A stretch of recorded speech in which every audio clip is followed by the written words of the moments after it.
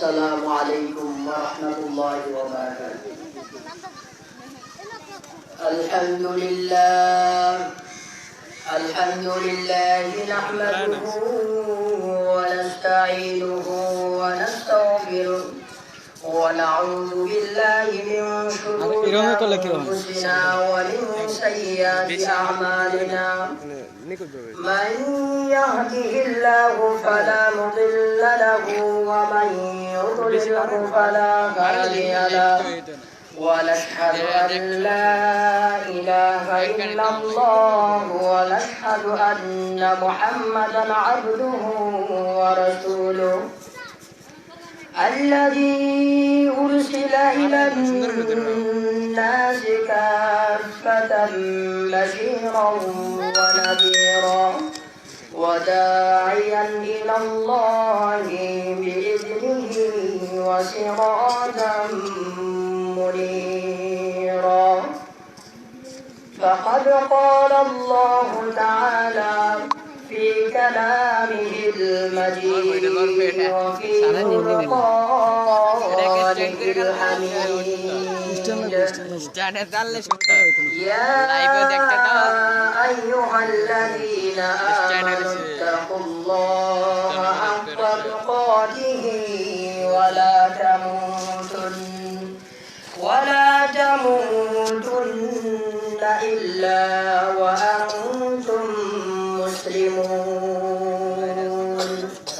وقال النبي صلى الله عليه وسلم أحب الأعمال إلى الله أدوامها وإن قل.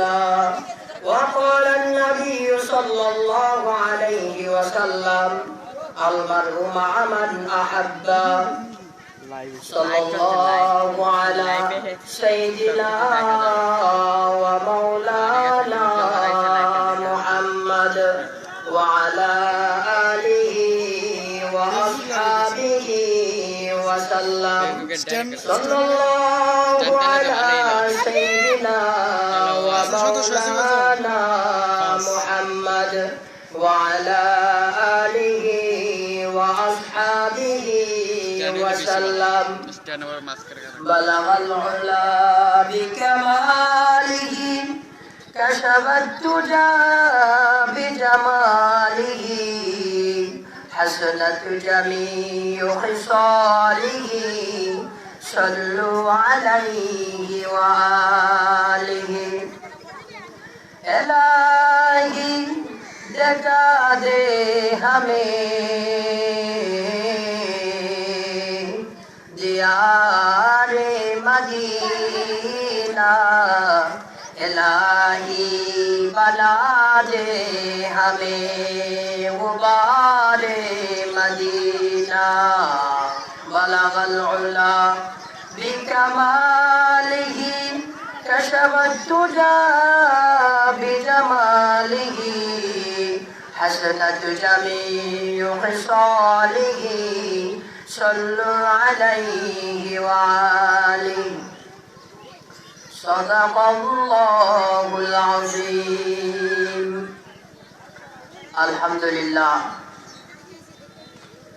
দেওলা জামে মসজিদের উদ্যোগে বার্ষিক ইসলামী মহাসম্মেলন,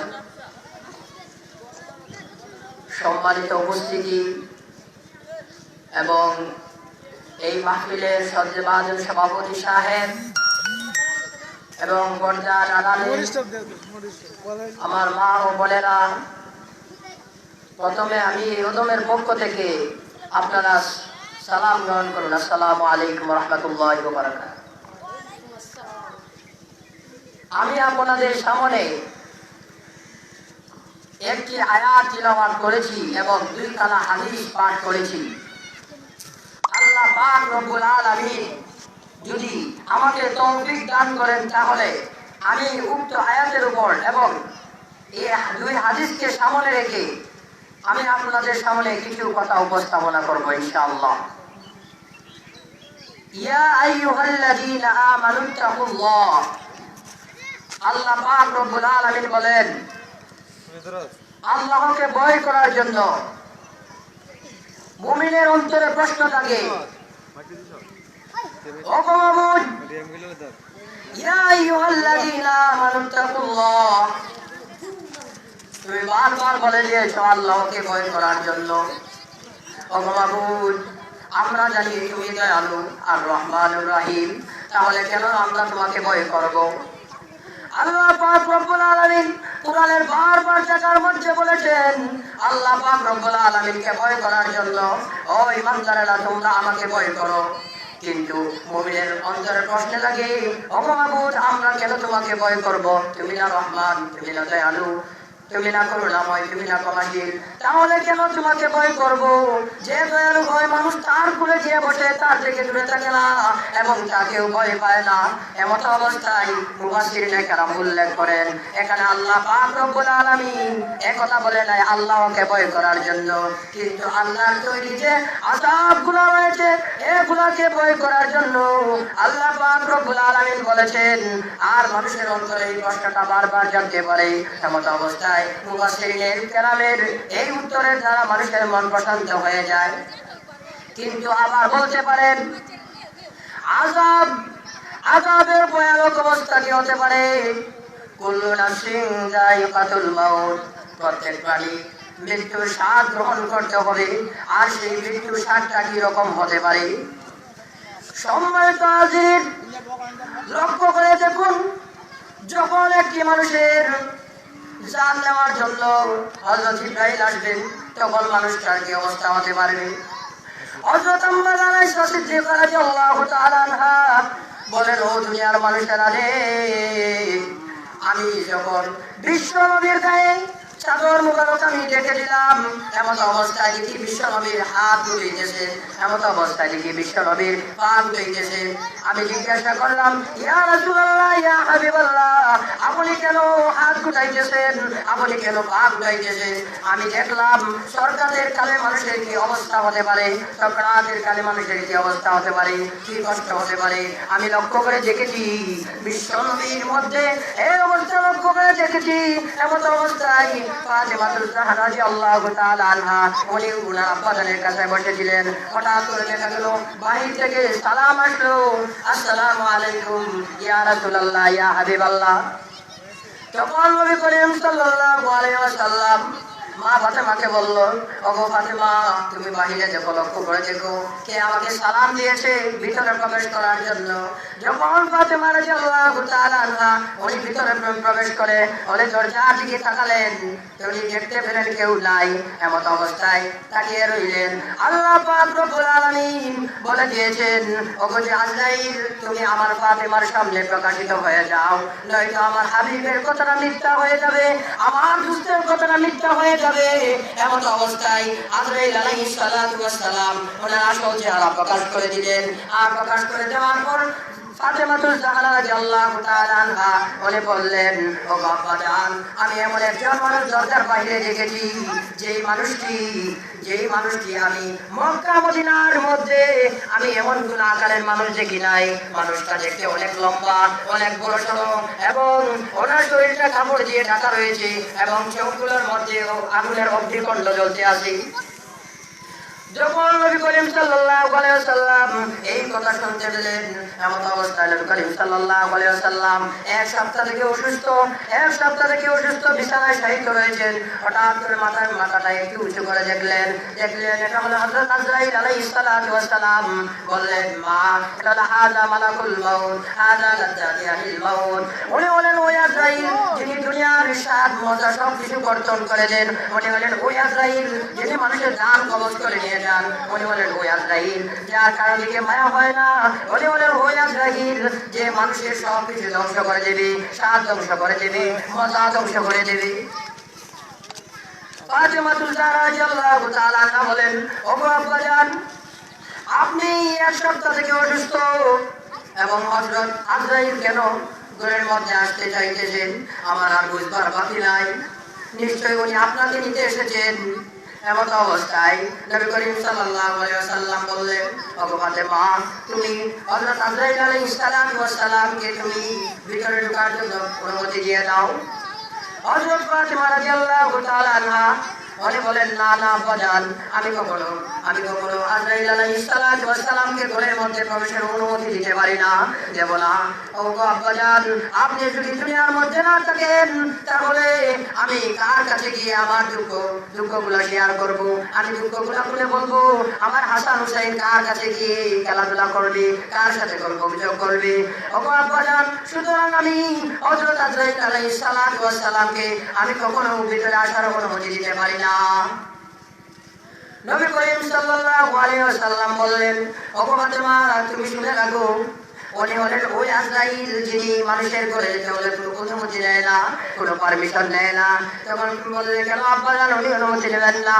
বললে, এটা তোমার বাপের জন্য, এটা তোমার পিতার সম্মানের জন্য, আমি নবীজির জন্য এটা তুমি ঘরে প্রবেশ করার জন্য সালাম দিয়ে অনুমতি চাইতেছেন। এটা হলো আমার সম্মান, আমার সম্মানের কারণে ঘরের মধ্যে ঢুকতে সালাম দিয়ে অনুমতি চাচ্ছেন, যাতে আমি অনুমতি দিলে আসবেন। এটা মনে রাখিও, আল্লাহ পাক রব্বুল আলামিন হযরত আজরাইলকে এই অনুমতি দিয়েছেন। যদি মানুষ অনুমতি না দেয়, এমন অবস্থায় আজরাইলকে কার অনুমতি আছে? আজরাইল ঢুকতে পারবে, তুমি দরজা আটকাতে পারো, কিন্তু আজরাইলকে আটকাতে পারবে না। এটা আল্লাহর দেওয়া পাওয়ার রয়েছে। সুতরাং ফাতেমা, তুমি হযরত আজরাইল আলাইহিস সালাতু ওয়াস সালামকে তুমি অনুমতি দিয়ে দাও। যখন অনুমতি দিয়ে দিলেন হযরত আজরাইল আলাইহিস সালাতু ওয়াস সালাম নবী করিম সাল্লাল্লাহু আলাইহি ওয়াসাল্লামের নিকটে বসলেন। বললেন, ইয়া রাসূলুল্লাহ, ইয়া হাবিবাল্লাহ, আপনার জন্য দুইটা অফার আছে। এটা হযরত জিবরাইল বলবেন। হযরত আজরাইল আলাইহিস সালাতু ওয়াস সালাম বলেন, আমি আপনাকে নিয়ে এসেছি, আমি আপনাকে নিয়ে যেতে এসেছি। নবী করিম সাল্লাল্লাহু আলাইহি ওয়াসাল্লাম বলেন, ওগো জিবরাইল, আজরাইল কি বলতেছে? আমার নাকি যাওয়ার সময় হয়ে গেছে। এমন অবস্থায় হযরত জিবরাইল আলাইহিস সালাতু ওয়াস সালাম বলেন, আপনার জন্য দুইটি অফার রয়েছে, দুইটি সুযোগ রয়েছে। একটা হলো আপনি আপনার পবিত্র সত্তার সাথে মিলে যেতে চান, আপনি আমার রফিকে আলার সাথে মিলে যেতে চান। আরেকটা হলো আপনি যদি থাকতে চান, আপনাকে দুনিয়ার মধ্যে হায়াত বাড়িয়ে দেওয়া হবে। আপনি দুইটা থেকে একটা সিদ্ধান্ত নিতে পারেন। নবী করিম সাল্লাল্লাহু আলাইহি ওয়াসাল্লাম কান্নাকাটি শুরু করে দিলেন। জোর জোর করে চোখ মোবাইল থেকে পানি পড়তে আরম্ভ হলো। হযরত জিবরাইল আলাইহিস সালাতু ওয়াস সালাম বলেন, ওগো ইয়া রাসূলুল্লাহ, ইয়া হাবিবাল্লাহ, আপনি কেন কান্নাকাটি করেন? নবী করিম সাল্লাল্লাহু আলাইহি ওয়াসাল্লাম কোনো জবাব দেন না। এমন অবস্থায় হযরত জিবরাইল বলেন, আপনি কি ফাতেমার জন্য কাঁদলেন? না, মা ফাতেমার জন্য কান্নাকাটি করবেন না। কেন না? মা ফাতেমাকে আল্লাহ পাক রব্বুল আলামিন জান্নাতে বেহেশতের নারীদের সর্দারি বানাবেন, এটা ঘোষণা দিয়ে দিয়েছেন। আর আপনি কি হাসান হুসাইনের জন্য কাঁদেন? আর তাদের ঘোষণা এসেছে তারা জান্নাতের যুবকদের লিডার হবে। নবী করিম সাল্লাল্লাহু আলাইহি ওয়াসাল্লাম বলেন, না না, আমি মা ফাতেমার জন্য কাঁদি না, আমি হাসান হুসাইনের জন্য কাঁদি না, আমি কাঁদি আমার গুনাহগার উম্মতের জন্য।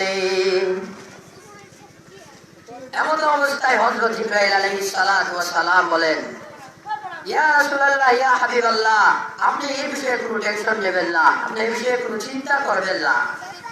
কেননা আপনি যদি দুনিয়াতে না থাকেন, তাহলে এর জিম্মাদারি স্বয়ং আল্লাহ পাক রব্বুল আলামিন নেবেন, উনি জানিয়ে দিয়েছেন। আর আপনি যেন এখান থেকে চলে যাবেন, এটা আল্লাহ পাক রব্বুল আলামিন কোরআনের মধ্যে আগেই আপনাকে জানিয়ে দিয়েছে। ইন্নাকা মাইয়িতুন ওয়া ইন্নাহুম মাইয়িতুন।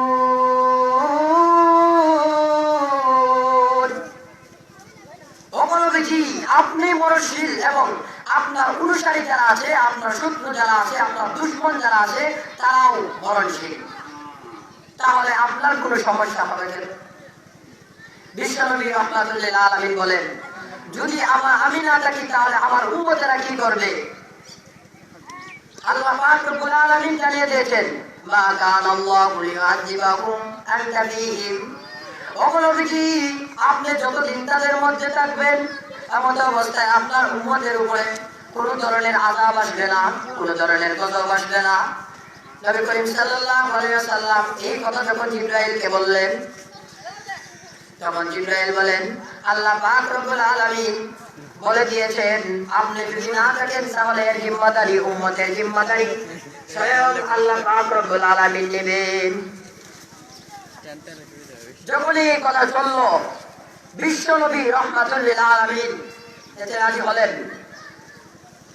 হযরত জিবরাইল আলাইহিস সালাতু ওয়াস সালামের কথা অনুযায়ী এই কথায় যে যখন সন্তান কোন দেশের মধ্যে লন্ডন থাকে, যদি সন্তান মা বাবাকে নাও দেখে কিন্তু সন্তান সুখে থাকে, অন্যের মাধ্যমে যদি মাতা পিতা সংবাদ পায় যে সন্তান ভালো আছে, তাহলে এমত অবস্থায় মাতা পিতা অনেক খুশি। কেন আমার সন্তান ভালো, আমাকে টাকা পয়সা না দেবে আমি চাই না, আমার সন্তান সুখে আছে তাতে আমি। বিশ্বনবী রাহমাতুল লিল আলামিন বলেন, আমি থাকবো না, আমার উম্মতেরা কি করবে, আমার উম্মতের উপরে কি গজব আসবে, আমি থাকবো না। যখন আমি থাকবো না তাদের খুব কষ্ট হবে। হযরত জিবরাইল আলাইহিস সালাম সব সান্ত্বনা দিয়ে গাড়ি করালেন, তিনি রাজি হয়ে গেলেন। যখন হযরত জিবরাইল আলাইহিস সালাম নবী করিম সাল্লাল্লাহু আলাইহি ওয়াসাল্লাম এর সিনার ওয়াকের মধ্যে হাতটা রাখলেন, তখন নবী করিম সাল্লাল্লাহু আলাইহি ওয়াসাল্লাম বলেন, ও আজরাইল শুনে রাখো, তুমি আমার সিনার মধ্যে যখন হাত রেখে দিয়েছো, আমার কাছে মনে হচ্ছে তুমি উট পাট আমার বুকের মধ্যে রেখে দিয়েছো, আমার এমন কষ্ট হয়েছে। নবী করিম সাল্লাল্লাহু আলাইহি ওয়াসাল্লামের কথার উত্তরে হযরত আজরাইল আলাইহিস সালাতু ওয়াস সালাম বলেন, ইয়া রাসূলুল্লাহ, ইয়া হাবিবাল্লাহ, আমি জীবনে কাউকে এমন সহজভাবে জান কবজ করি নাই, আমি কারো জান এভাবে পাকড়াও করি নাই। ওগো নবীজি, আপনি শুনে রাখুন, আপনার জানটা যত সহজে কবজ করেছি, আর কারো এমতে তার কিয়ামত পর্যন্ত কারো জান এমত অবস্থায় কবজ করব না। নবী করিম সাল্লাল্লাহু আলাইহি ওয়াসাল্লাম যখন এই উক্তিটি হযরত আজরাইল আলাইহিস সালাতু ওয়াস সালামের সামনে পেশ করেছিলেন, আজরাইল আলাইহিস সালাতু ওয়াস সালাম সুন্দর জবাব দিয়েছিলেন। আল্লাহ পাক রব্বুল আলামিন কোরআনের মধ্যে বলে দিয়েছেন, ওয়ান নাসিআতি গরকা ওয়ান নাশিতাতি নাশতা। ওয়ান নাসিআতি গরকা, নাসিআত শব্দের অর্থ হলো কোনো কিছুকে সজোরে টান মেরে উপড়ে ফেলা। আপনারা কেউ শালুক তুলছেননি? শালুক শাপলা বুঝে থাকে, শালুক নিচে থাকে না উপরে থাকে? উপরে। তাহলে লক্ষ্য করুন, শালুক কি মানুষে আস্তে টান মেরে তুলে কিনা সজোরে টান মেরে তুলে? সজোরে টান মেরে তুলে। আল্লাহ পাক রব্বুল আলামিন বলে দিয়েছেন, ওয়ান নাজিআতি গরকা ওয়ান নাশিআতি নাশতা ওয়ান নাশিতাতি নাশতা ওয়ান নাজিআতি গরকা। ওই সমস্ত ফেরেশতাদের কসমকে আল্লাহ পাক রব্বুল আলামিন বলেন, যে সমস্ত ফেরেশতারা কাফির মুশরিকদের জানগুলোকে এমন ভাবে পাকড়াও করে নিয়ে আসবে, যার কারণে তাদের শরীরের প্রতিটা জোড়া জোড়া ছেড়ে দেবে এবং অনেক কষ্ট হবে, চিল্লাতে থাকবে। কিন্তু এই কষ্টটা তখন হবে না যখন মুমিনের অন্তরে সবচাইতে আল্লাহর ভালোবাসা বেশি থাকবে। কোন সময়? আল্লাহ পাক রব্বুল আলামিন বলে দিয়েছেন, ওয়াল্লাযীনা আমানু আশাদ্দু হুব্বান লিল্লাহ, ওয়াল্লাযী যারা আমানু ঈমান এনেছে আশাদ্দু হুব্বান লিল্লাহ, তাদের অন্তরে সবচাইতে আল্লাহর ভালোবাসা বেশি। যাদের অন্তরে সবচাইতে আল্লাহর ভালোবাসা বেশি, আল্লাহ পাক রব্বুল আলামিন তাদের জন্য সুসংবাদ দিয়ে দেবেন। মানুষ এভাবে মৃত্যু সংবাদে ঘুমে থাকবে, তখন মানুষ এই ঘুমো থাকা অবস্থায় ফেরেশতারা আল্লাহর পক্ষ থেকে সালাম নিয়ে দিব, সালামু কাওলাম মির রাব্বির রহিম।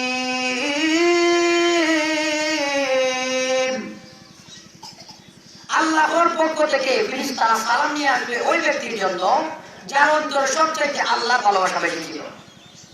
যখন এমন অবস্থায় শাহিদ থাকবে, তখন ওই ফেরেশতারা কানে কানে গিয়ে বলবে, আল্লাহ তোমাদের সালাম দিছে।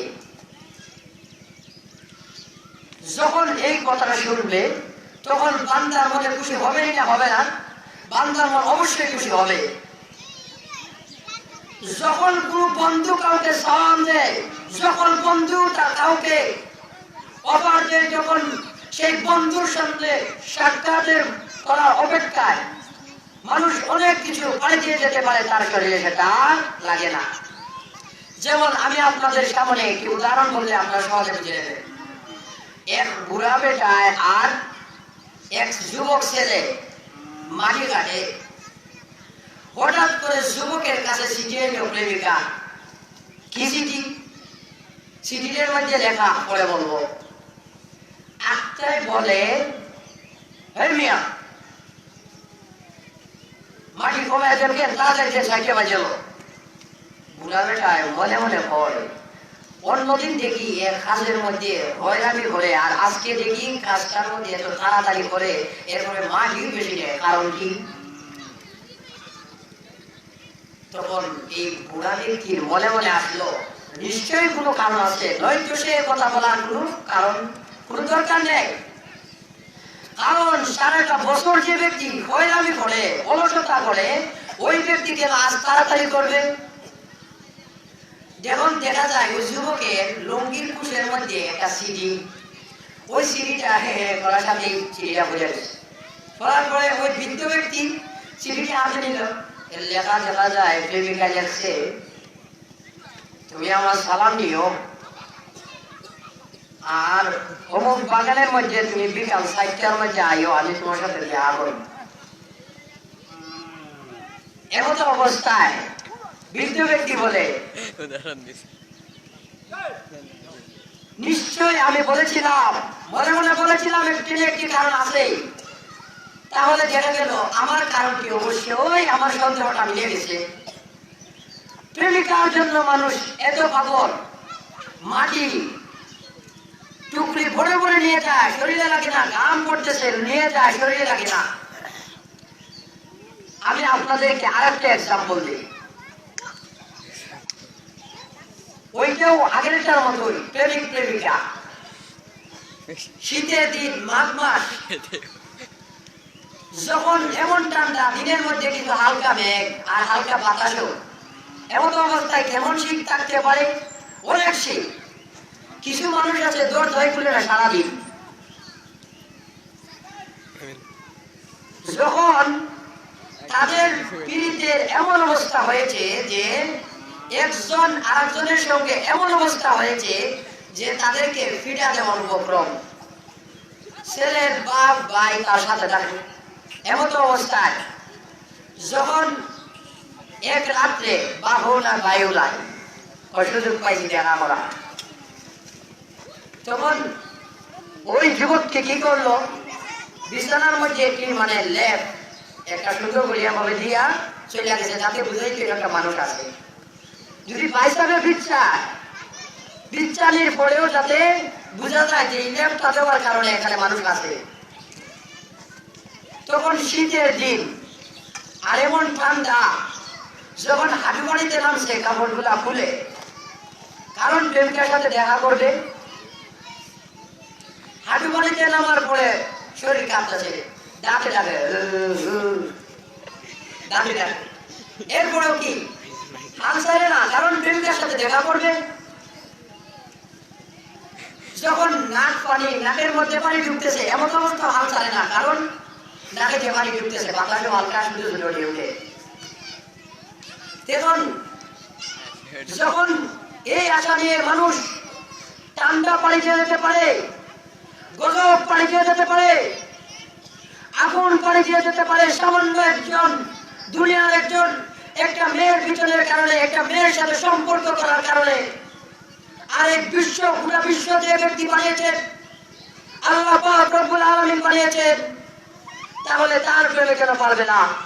যখন আল্লাহ পাক রব্বুল আলামিন ওই সালামটা দেবে, সালামু কাওলাম মির রাব্বির রহিম, ফেরেশতারা যখন বলবেন, ওগো আল্লাহর বান্দা, আল্লাহ পাক রব্বুল আলামিন তোমাকে সালাম দিয়েছেন, জান্নাতটা সামনে দেখাবে, ওই যে জান্নাতটা দেখতেছো, আল্লাহ পাক রব্বুল আলামিন তোমার সাথে ওই জায়গায় সাক্ষাৎ করবে। তখন ওই ব্যক্তির মনে ওই চিন্তাটাই থাকবে, কখন সে তার মাবুদের সঙ্গে সাক্ষাৎ করবে, কখন সে তার প্রভুর সাথে দেখা করবে। এই বাসনা যখন মনের মধ্যে থাকবে, এমন অবস্থায় তার মধ্যে আযাব চলে যাবে, মৃত্যুর আযাব চলে যাবে, মৃত্যুর আযাব তাকে অতিবাহিত করে যাবে। কবরের মধ্যে যে আযাব থাকবে সে আযাবটাও তার উপর দিয়ে চলে যাবে, কিন্তু সে টের পাবে না, কারণ তার রব্বুল আলা প্রকৃত বন্ধুটাকে সাড়া দিয়েছে, প্রকৃত বন্ধু সালাম দিয়েছে। এই ঘোষণায় আল্লাহ পাক রব্বুল আলামিন মানুষকে দুই কোয়ালিটির মাধ্যমে জান্নাত জাহান্নাম দেবে। একটা হলো বেলা হিসাব জান্নাতে দেবে, আর একটা হলো বেলা হিসাব জাহান্নামে দেবে। আর দ্বিতীয় কোয়ালিটি হলো হিসাবের মাধ্যমে জান্নাতে দেবে, আর আরেক কোয়ালিটি হলো হিসাবের মাধ্যমে জাহান্নামে দেবে। ও যুবক, তোমার এই যৌবন কালকে তুমি আল্লাহ ইবাদতের মধ্যে কাটাও, কারণ আল্লাহ পাক রব্বুল আলামিনের নিকট যৌবন কালের ইবাদত সবচাইতে প্রিয়। আর যখন যৌবন হারিয়ে যাবে তখন বলবে লাইতা শাবাবা ইয়াউদু, লাইতা শাবাবা ইয়াউদু ইয়াউমান। হায় যদি যৌবন ফিরে আসতো। যখন মানুষের যৌবন থাকে তখন মানুষের সম্মান, আর যখন বুড়া হয়ে যায় তাহলে সম্মান কম একটু আধটু। আমি আপনাদেরকে একটা এক্সাম্পল দিয়ে নাই, কি বুঝলেন? এক্সাম্পলটা হলো যখন মানুষ বৃদ্ধ হয়ে যায়, একটা তসবিহ নিয়ে মসজিদে থাকে, আর মসজিদের কোনার বইয়া দেখবেন আরেকজনের সাথে গপ করে, হুজুর খালি বেশি বেশি বাড়ি যায় করে সুবহানাল্লাহ সুবহানাল্লাহ সুবহানাল্লাহ, হুজুর মুয়াজ্জিন বেটা খালি বাড়ি যায়, ডেইলি বাড়ি যায় সুবহানাল্লাহ সুবহানাল্লাহ। হুজুর কি মনে করে, মুসল্লিরা কি মনে করে? মনে করে ওই ব্যক্তি বুড়া হয়ে গেছে, দেখা যায় ওই ব্যক্তির তেমন দাম দেওয়া হয় না। কেন? সে বৃদ্ধ হয়ে গেছে, তার যৌবন নাই। যৌবন আল্লাহ পাক রব্বুল আলামিনের কত বড় নিয়ামত। যারা যৌবন চলে গেছে তারা বুঝতে পারবেন অবশ্যই। এজন্য ভাইয়েরা আমার, যৌবন থাকাকালীন সময়ের গুরুত্ব দাও। সময় কারোর জন্য অপেক্ষা করে না। যে সময়টা চলে গেছে সে সময়টা আর ফিরে পাবে না। ও ভাইয়া আমার, লক্ষ্য করে দেখুন, বিশ্বনবী রাহমাতুল লিল আলামিন একজন সাহাবী ছিলেন, নাম হলো আব্দুল্লাহ। ইসলাম গ্রহণের পূর্বে তার নাম ছিল আবু রুসতাম। যখন বিশ্বনবী রাহমাতুল লিল আলামিনের দরবারে যেতে শুরু করে দিল, এমন অবস্থায় ওই সাহাবীর পিতা এবং চাচা মিলে ডাকলো, ওগো আবু রুসতা, তুমি শুনে যাও, তুমি যদি আব্দুল্লাহর বেটা মুহাম্মদের দরবারে যাও তাহলে তুমি আমাদের বাড়িতে থাকতে পারবে না। আর তুমি যদি আব্দুল্লাহর বেটা মুহাম্মদের দরবার ত্যাগ করে যাও তাহলে তুমি আমাদের বাড়িতে থাকতে পারবে। আব্দুল্লাহ এমন একজন সাহাবী ছিল যে ঘন্টায় ঘন্টায় কাপড় পরিধান করত, ঘন্টায় ঘন্টায় কাপড় চেঞ্জ করত, এমন একজন ব্যক্তি ছিল। তখন আব্দুল্লাহ বলে উঠল, অপচারণ অপরাধ, শুনে রাখুন, আমি সারা জীবনের জন্য আমি আমার পিতার দাবি ছেড়ে দিতে পারি, আমি আমার চাচার দাবি ছেড়ে দিতে পারি, আমি বাড়ির মায়া ত্যাগ করতে পারি, কিন্তু এক মুহূর্তের জন্য বিশ্ব নবীর দরবার ছাড়তে পারি না। ওগো বাবা, আমি আপনাকে ছেড়ে দিতে পারি, আমার চাচাকেও ছেড়ে যেতে পারি, কিন্তু শুনেছেন আমি কিন্তু বিশ্ব নবী রাহমাতুল লিল আলামিনের দরবার এক মুহূর্তের জন্য ছাড়তে পারবো না। তখন তার চাচা এবং তার পিতা মিলে ওই আব্দুল্লাহর কাপড়গুলা সব খুলে নিল এবং বাড়ি থেকে তাড়িয়ে দিল। মা যতই খারাপ হোক না কেন, মা যতই মন্দ হোক না কেন, মা যদিও সৎ মা হয় তখন মা তো মাই ওই মার মনে যে আসেনি না নাই আছে। তখন আব্দুল্লাহ রাদিয়াল্লাহু তাআলা উনি গিয়ে বলতেছেন, ওগো আম্মা জান, আমার শরীর থেকে আমার পিতা এবং চাচা সব কাপড় খুলে নিয়েছেন, আমাকে ত্যাজ্য পুত্র করে দিয়েছেন। আমার পরনে একটাও কাপড় নাই, এমনকি আমার সতরটা রাখবো এমন অবস্থায় একটা কাপড় নাই। ও আম্মা জান, আপনি যদি আমাকে একটু কাপড় দিতেন তাহলে আমি আমার সতরটা ঢেকে দিতাম। মা বললেন, ও বাবা রে, শুনে রাখো, আমি তোমার মা, কিন্তু পরিস্থিতির শিকার হয়ে আমি তোমার কাছে ফিরতে পারছি না, কিন্তু আমি তোমার মা হয়ে এতটুকু করতে পারি, আমি আমার আঞ্চলটা ছিঁড়ে তোমাকে আমি দিয়ে দিতে পারি। তখন তার মা হযরত আব্দুল্লাহকে ওই মায়ের কাপড়ের আঁচলটা ছিঁড়ে দিয়ে দিল। ওই আব্দুল্লাহ তখন চলে গেল ওই কাপড়টা দিয়ে সতর ঢেকে বিশ্বনবী রাহমাতুল লিল আলামিনের কাছে চলে গেল। বিশ্বনবী রাহমাতুল লিল আলামিন এশার নামাজ পড়ে বের হয়ে দেখতে পেলেন একজন ব্যক্তি শীতে তরতর করে কাঁপতেছে। এমন অবস্থায় বললেন, কে তুমি? তখন বললেন, ও নবীজি, আমার নাম হলো আব্দুল্লাহ, আমি আমার পিতা আমার চাচা আমাকে বের করে দিয়েছে, আমার শরীরে কোনো কাপড় নাই। নবী করিম সাল্লাল্লাহু আলাইহি ওয়াসাল্লাম চিনতে পারলেন না, বলেন, তুমি কি বলতে লাগছো? আমার আব্দুল্লাহ এমন ধনী, আমার আব্দুল্লাহ ঘন্টায় ঘন্টায় কাপড় চেঞ্জ করে, খুব সুন্দর সুন্দর কাপড় পরিধান করে এবং কত সুন্দর খুশবু ব্যবহার করে, তাহলে তুমি কেন উদ্দাস হয়েছো আর তোমাকে আব্দুল্লাহ মেনে নেব কেন? হযরত আব্দুল্লাহ বলেন, ও নবীজি, আমি যখন আমার পিতাকে আমি বলে দিয়েছি আপনার দরবারের জন্য আমি সব কিছু ছেড়ে দিতে পারি, কিন্তু আমার পিতা এবং চাচার কথা বলে নাই। তখন আমার পিতা এবং আমার চাচা আমাকে ঘর থেকে বের করে দিয়েছে। বিশ্ব নবী রাহমাতুল লিল আলামিন চোখ মুবারক দিয়ে ঝরঝর করে পানি পড়তে লাগলো এবং কর্তন করতে লাগলো এবং বললেন, যখন হযরত আব্দুল্লাহ জিজ্ঞাসা করলেন, ইয়া রাসূলুল্লাহ, ইয়া হাবিবাল্লাহ, আপনি কেন কান্নাকাটি করতেছেন? আপনি কেন কান্নাকাটি করেন? তখন আকাশের দিকে তাকিয়ে বিশ্বনবী কান্নাকাটি করতে লাগলেন। বিশ্বনবী বলেন, আমি আমার সুখে কান্দি, খুশির কান্না কান্দি, কেননা আমার সামনে এমন হয়েছে, আমার দরবারের জন্য, আল্লাহর ভালোবাসার জন্য নিজের বাড়ি পর্যন্ত ত্যাগ করে চলে এসেছি, নিজের পিতাকেও ত্যাগ করে চলে এসেছি, নিজের চাচাকেও ত্যাগ করে চলে এসেছে, নিজের মাকেও ত্যাগ করে চলে এসেছে, এমনকি সমস্ত আত্মীয় স্বজনকে সবাইকে ত্যাগ করে চলে এসেছে। এমন অবস্থায় ও দুনিয়ার মা বোনেরা, সামান্য দুনিয়ার মধ্যে সামান্য একটি যুবকের প্রেমে পড়ো তুমি, যে বিশ্বনবী রাহমাতুল লিল আলামিনের কারণে তুমি এখন বেঁচে আছো, ওই নবীর প্রেমে তুমি ডুবো না। আফসোস হয়, কার জন্য কি করো? বিশ্বনবী রাহমাতুল লিল আলামিনের প্রতি তোমার কোনো মায়া নাই, কোনো মহব্বত নাই, আবার তুমি দাবি করো তুমি নবীর উম্মত। নবী তো আল্লাহর রাসূল, বিশ্বনবী রাহমাতুল লিল আলামিন ওই সমস্ত মানুষদের শাফায়াত এবং সুপারিশ করবেন যারা সব চাইতে আল্লাহর রাসূলকে মহব্বত করেছে।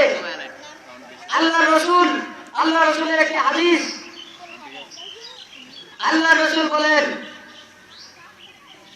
কেউ ততক্ষণ পর্যন্ত মুমিন হতে পারবে না যতক্ষণ পর্যন্ত না সে তার মা থেকে, তার পিতা থেকে, তার বউ থেকে, তার সন্তান থেকে, তার আওলাদ থেকে, তার আত্মীয় স্বজন থেকে আমাকে বেশি ভালো না বাসবে। যখন আমাকে সবচাইতে বেশি ভালোবাসবে তখনই সে প্রকৃত মুমিন হতে পারবে। আর যখন তার মধ্যে কোনো সমস্যা থাকবো এমন অবস্থায় সে কখনো প্রকৃত মুমিন হতে পারবে না। এখন দেখা যায় সমস্ত ভালোবাসা কার জন্য করা উচিত? বিশ্বনবী রাহমাতুল লিল আলামিনের জন্য। বিশ্বনবী রাহমাতুল লিল আলামিনকে খুশি করতে পারলে আল্লাহ খুশি।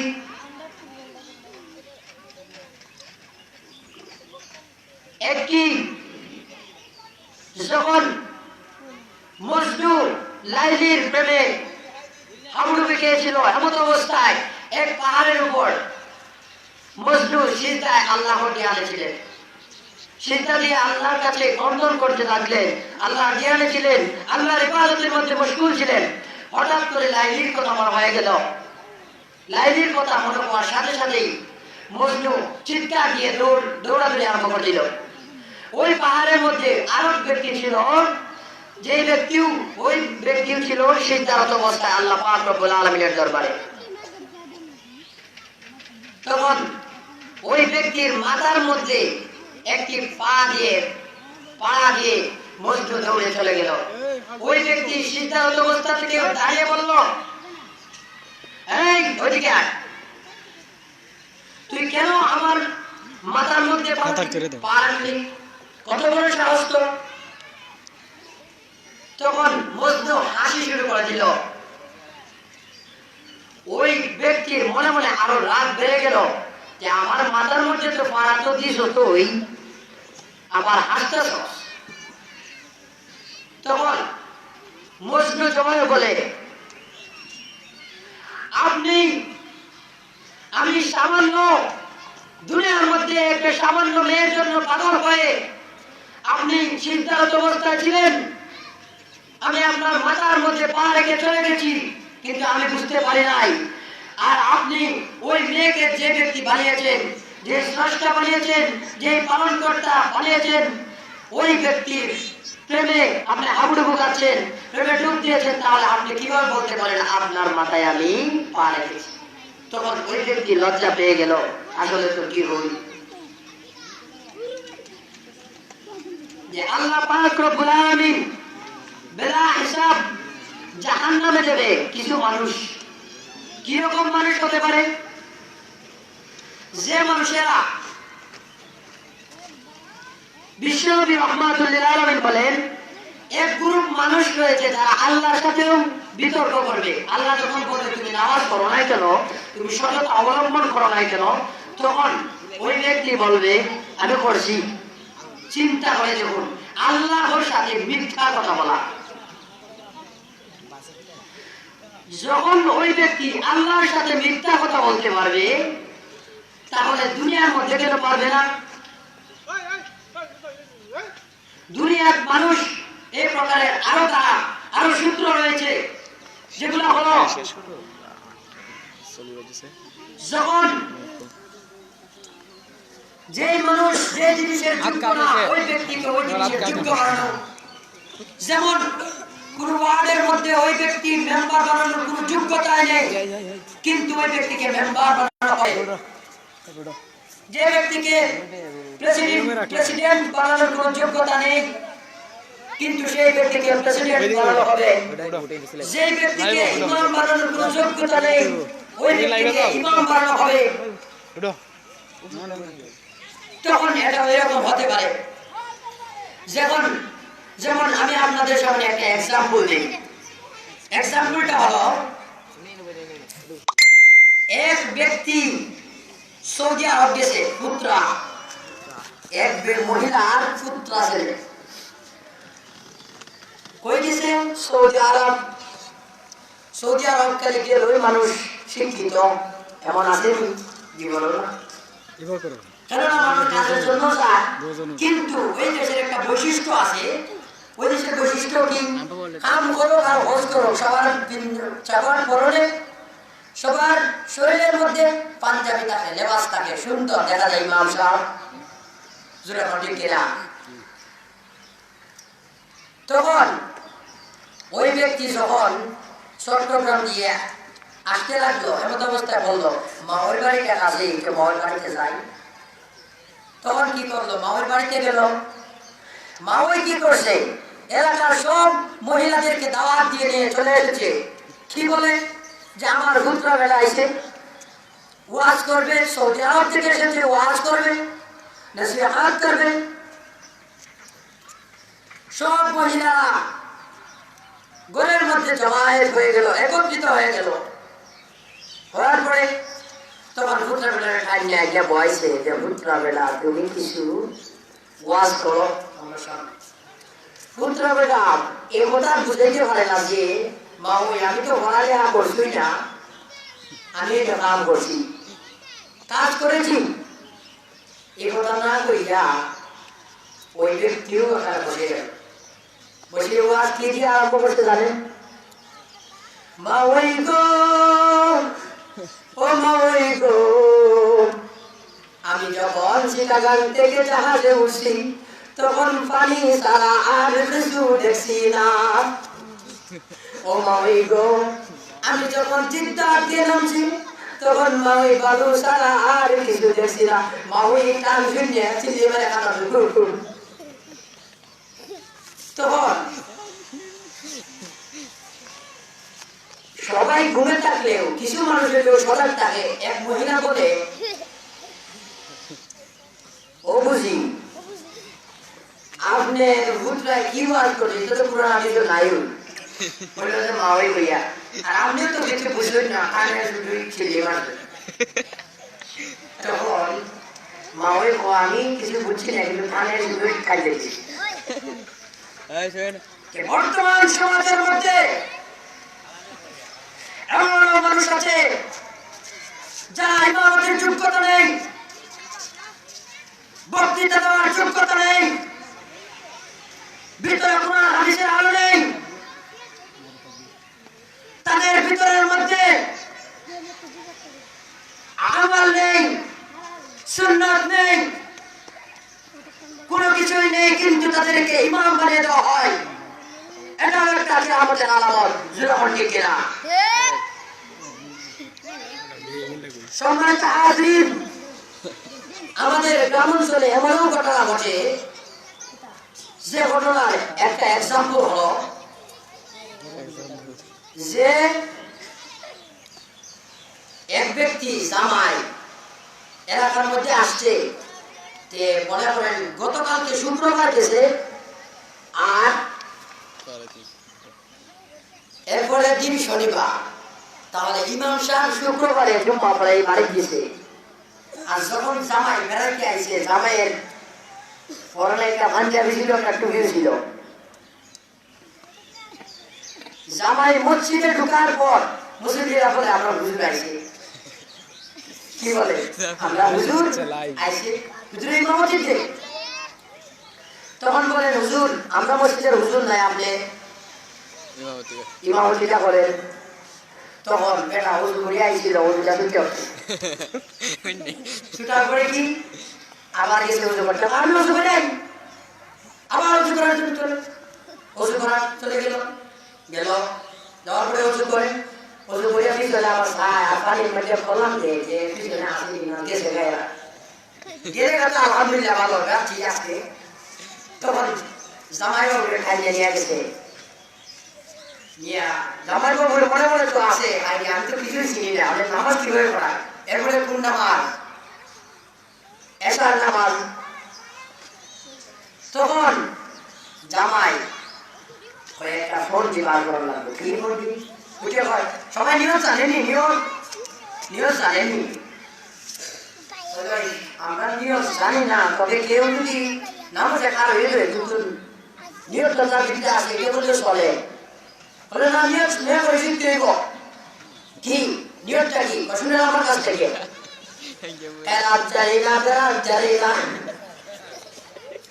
বাংলা মসজিদ গড়, তোমরাও বসো আমারও বসো, এটা নাকি নিয়ম? যে কেরাত জানি না, বেরাত জানি না, বাংলা মসজিদ গড়, তোমরা মারছো আমারও মারছো, আল্লাহু আকবার, এটা নিয়ম। বর্তমান সমাজের মধ্যে শুধু পাঞ্জাবি দেখলে হুজুর মনে করবেন না, রুমাল পরনের মধ্যে মাথার মধ্যে থাকলে হুজুর মনে করবেন না। বর্তমান সমাজের মধ্যে পরহেজগারি দেখালেই আলেম ওলামা হতে পারে না। কিছু কুলাঙ্গার মার্কা মানুষ আছে যারা ওলামাদের রূপ নিয়ে ওলামাদের আখলাকের মধ্যে সমস্যা সৃষ্টি করতে চায়। আল্লাহু আকবার, ইসলাম ইসলাম, জিন্দাবাদ জিন্দাবাদ, আল কোরআন আল্লাহ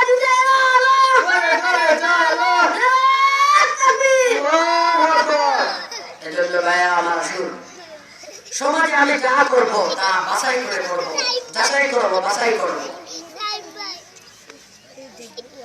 আমরা এমন পীরের মুরিদ হব না যে পীরের মুরিদ আর যে পীর তার মধ্যে কোনো সুন্নত নাই, যে এক সপ্তাহের মধ্যে গোসলই করে না সে আবার পীর হতে পারে, কখনো না। ওই ব্যক্তিকে পীর মানা অসম্ভব। পীর ওই ব্যক্তি হতে পারে যার মধ্যে আল্লাহ রাসূলের সুন্নাত রয়েছে, আল্লাহর দেওয়া বিধান রয়েছে। কিছু বন্ধকি কিছু বাবা আছে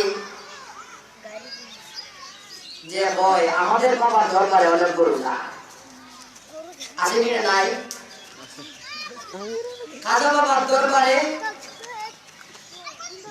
অনেক মুরিদদের ভিড় পড়ে, সিন্নি বানার সময় মারামারি ধুম পড়ে, জুড়ে ঠিক কিনা? তাহলে আমরা এমন পীরের কাছে যাব না যে পীরের দরবারে শুধু গরু চায়, মানুষ চায় না, একেরা। সম্মানিত উপস্থিতি, আপনারা যে পীরের মুরিদ হন না কেন আগে যাচাই বাছাই করে নেবেন ওই পীরের আখলাক ঠিক আছে কিনা, ওই পীরের নামাজ পড়ে কিনা, ওই পীরে আল্লাহ রাসূলের সুন্নাত মহব্বত করে কিনা, ওই পীরে আলেম ওলামাদের সাথে উঠা বসা করে কিনা, ওই পীরের মধ্যে সততা আছে কিনা, ওই পীরের মধ্যে আমানতকারী আছে কিনা। আমি আমার পীরকে মানব যদি আমার পীরে আল্লাহ রাসূলকে মানে, আমার পীরকে আমি মানি আল্লাহ যদি আমার পীরে আল্লাহ রাসূলের বিধান মানে, আল্লাহর বিধান মানে, আল্লাহ রাসূলের সুন্নাত পাকড়াও করে দেয়, জোরে হয় ঠিক কিনা? আল্লাহ রাসূলের মধ্যে অসংখ্য অগণিত সুন্নাত রয়েছে, যেগুলোর মধ্যে একটা সুন্নাত হলো বিবাহের যাচাই বাছাই করা। এটা কোনটি? ওয়াল্লাযীনা আমানু আশাদ্দু হুব্বান লিল্লাহ, এটা অন্তর্ভুক্ত হয় কিভাবে?